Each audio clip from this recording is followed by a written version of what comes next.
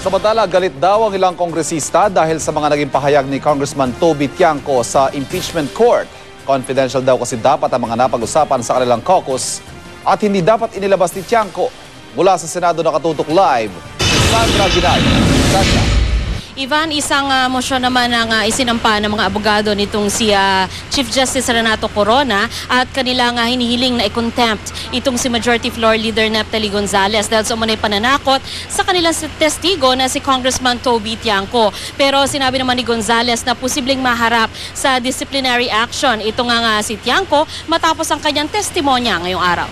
Tells a story or makes allegations and the defense. Tapos na ang testimonya ni Navotas Representative Toby Tiangco sa impeachment trial pero mainit pa rin ang palitan nila ng salita ni House Majority Floor Leader Neptali Gonzales II. Sabi ni Gonzales, pinag-aaralan pa ng kanyang mga kasamahan kung didisiplinahin si Tiangco para sa paglalabas na impormasyon mula sa caucus na hindi raw dapat.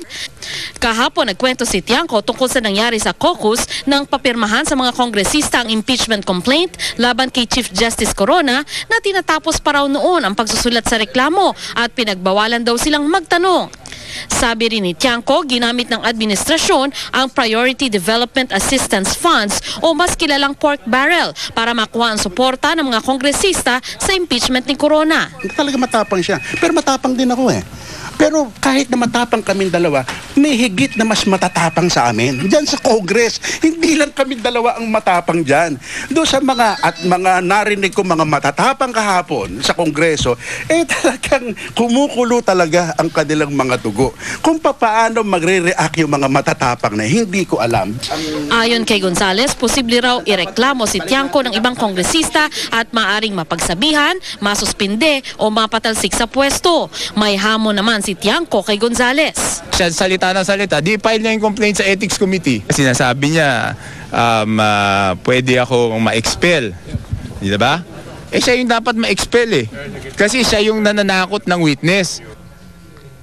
Kanina, nagsampa ng mosyon ng defense team para ipakontempt si Gonzales. Ang mga payag daw kasi ni Gonzales na posibleng disiplinahin si Tiangco ay maituturing na banta at pananakot para hindi mag-witness pabor kay Corona sina Tiangco, Cavite Representative Crispin Remulla at Batangas Representative Hermelando Mandanas. I think Congressman Tiangco has made it very clear that he perceived those statements to be a threat. And if that is the case, obviously, defense counsel are being hampered in their efforts to present their case, our case.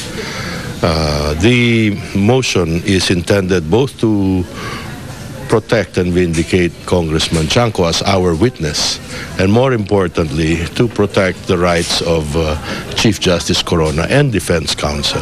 Ang dapat ang tanong dito, ano ba gagawin natin kay Chief Justice? Hindi naman, this is not a proceeding against me.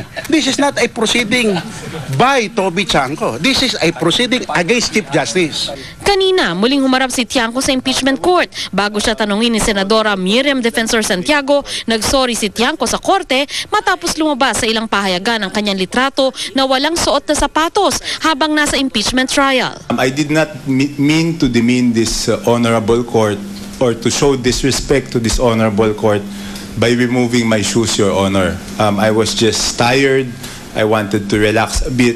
So during recess, I took off my shoes. So I apologize to the whole impeachment court, Your Honor. The court understands, so you may proceed. Buti na lang ho, hindi butas yung medyas. If it were up to me, I would also accept your apology, considering that you probably wanted to preserve the quality of your leather wear. Maybe that has to do with the fact that you have not received your PDAF. Ma'am, I have received it, but it was delayed, Your Honor. Sa kanyang pagtatanong, inalam ni Santiago ang mga posibleng motibo ni Tiangco sa pagharap sa impeachment court.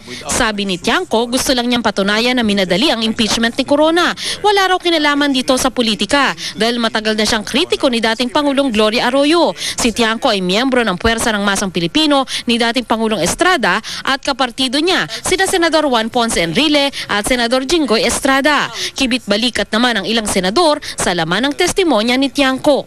Hindi na importante sa amin yun eh. kung ano nangyari doon sa house. Oh. Ang dapat talaga na harapin na nila yung mga tungkol sa problema ng SALN, yung Article 2. Yung pork barrel is alien to the impeachment trial. Hindi naman kasama sa merit ng case yung... Kasi kung gano'n ang susundan mong line na i-withhold yung so what? Ivan, tatalakayin sa caucus ng mga senador sa Lunes itong motion nga ng defense team para i-contempt itong si Gonzales at nakatakda naman pong mag-file ng opposition ang prosecution team para harangin ang motion na yan. Ivan? Maraming salamat, Sandra Aguinaldo. Susunod, rambulan ng football fans sa bansang Argentina, kuwang-kuha sa kamera. Grupong pose, desididong papanagutin ng driver at may-ari ng sasakyan kung saan isinakbo at isinabit ang isang aso. Exclusive, MMDA Chairman Francis Tolentino nakuna ng CCTV na nanulak umano sa isang barangay tanod sa Makati. Si Tolentino, itinangging sinaktan niya ang